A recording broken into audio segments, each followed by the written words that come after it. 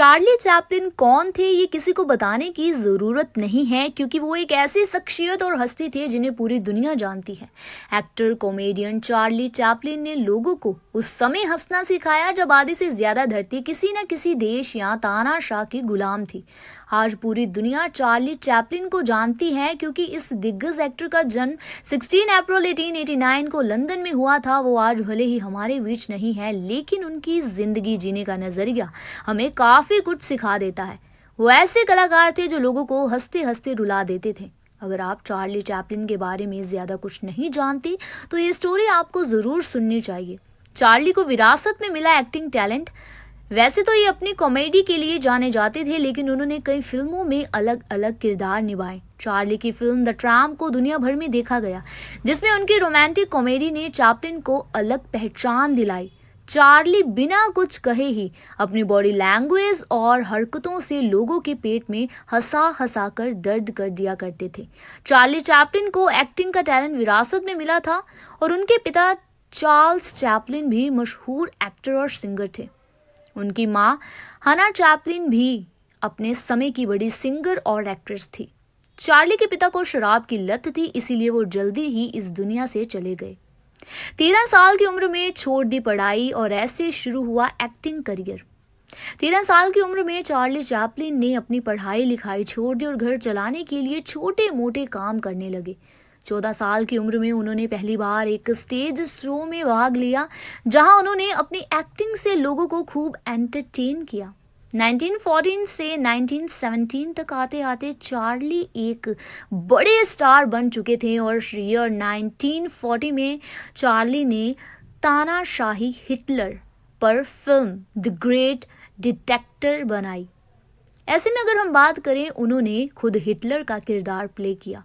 हालांकि इस फिल्म से उन्हें जितनी वाहवाही मिली उतनी ही मुश्किलें भी बढ़ गई थी। द ग्रेट डिटेक्टर अपने समय की सबसे ज्यादा कमाई करने वाली फिल्म बन गई थी।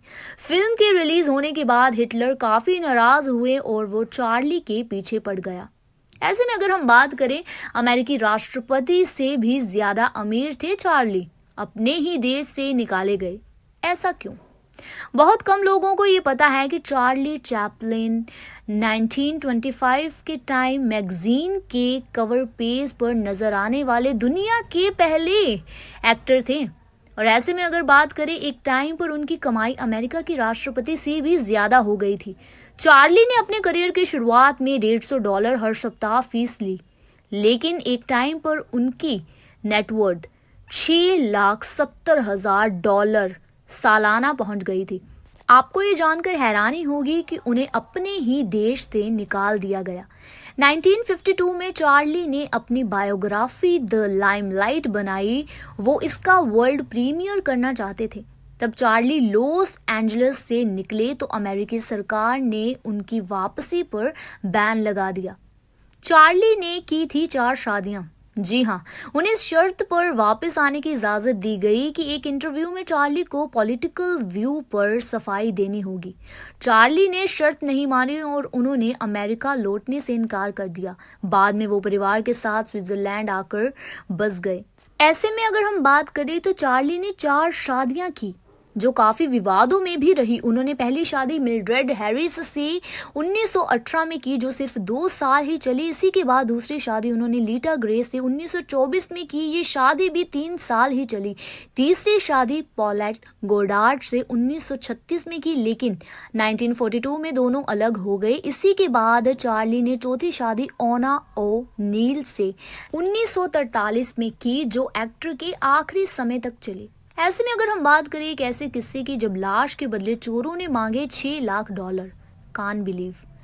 1974 में Charlie my life in pictures की शूटिंग कर रहे थे। इसी दौरान उनकी तबीयत बिगड़ने लगी। उन्हें कई स्ट्रोक आए और उनकी आवाज भी जाने लगी।